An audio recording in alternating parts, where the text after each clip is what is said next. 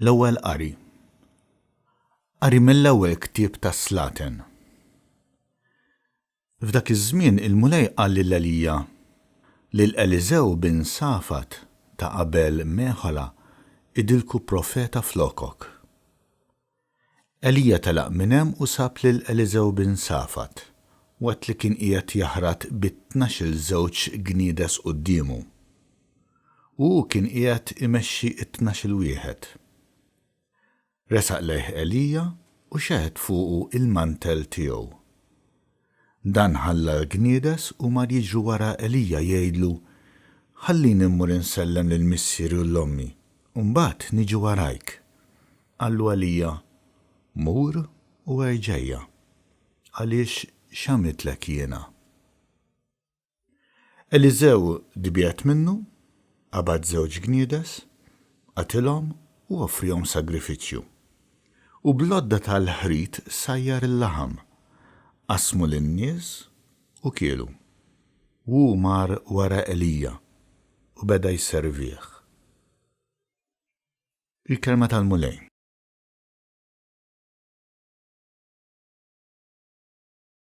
Sam responsorjali. Mulej, inti s-sem tal-wirt u r-risq tiegħi. Ħarisni u Allax fik jien nistken. Jien qed lill-mulej: inti sidi, m'għandix ġid ieħor ħliefek. Mulej, inti s-sem tal-wirt u r-risq tiegħi, inti żomm f'idejk xortija. Mulej, inti s-sem tal-wirt u r-risq tiegħi. Imbierek lill-mulej li tani l-fema. Imqar bil-lejl qalbi tallimni. Inżomm il-mulej dejjem qudiemi, għax bih fl-leminti qatt ma nitħarrek. Mulej, inti s-sem tal-wirt u r-risq tiegħi. Hekk tifraħ qalbi u titenna ruħi u ġismi wkoll jistrieħ fil-kwiet, għax int ma titlaqnix fl-imwiet, ma tħallix il-maħbub tiegħek jara l-qabar. Mulej, inti s-sem tal-wirt u r-risq tiegħi. Inti tallimni t-triq tal-ħajja, hemm il-milja tal-ferħ quddiemek, hemm l-għaxqa għal dejjem fl-lemintek. Mulej, inti s-sem tal-wirt u r-risq tiegħi.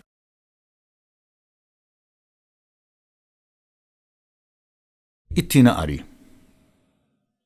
Qari mill-Littra ta' San Pawl Apostol Galatin. Ħuti. Kristu ħalisna biex ngħixu ta' nies ħielsa. Żommu sħiħ u terġgħux tmiddu għonqkom għall-madma tal-jasar. Intom imma, ħuti, intom ġejtu imsejħa għall-ħelsien.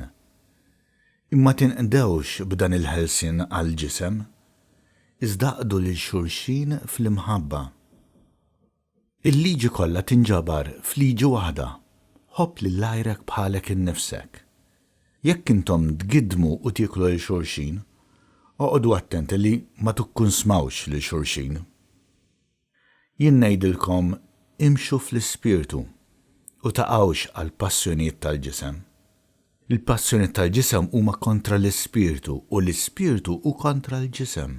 Dawn it-tnejn huma kontra xulxin biex ma jħallukomx tagħmlu dak li tixtiequ. Jekk lilkom imexxikom l-ispirtu, m'intomx taħt il-liġi. Il-kelma tal-mulej.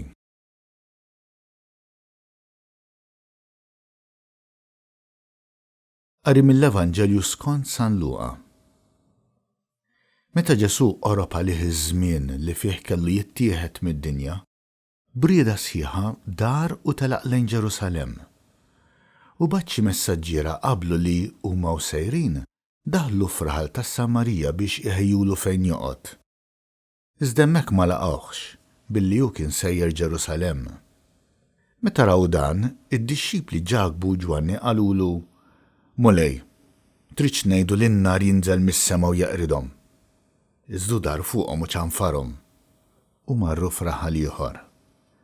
Huma mixja fit-triq kien hemm wieħed li qallu: tmur fejn tmur, jiena niġi warajk.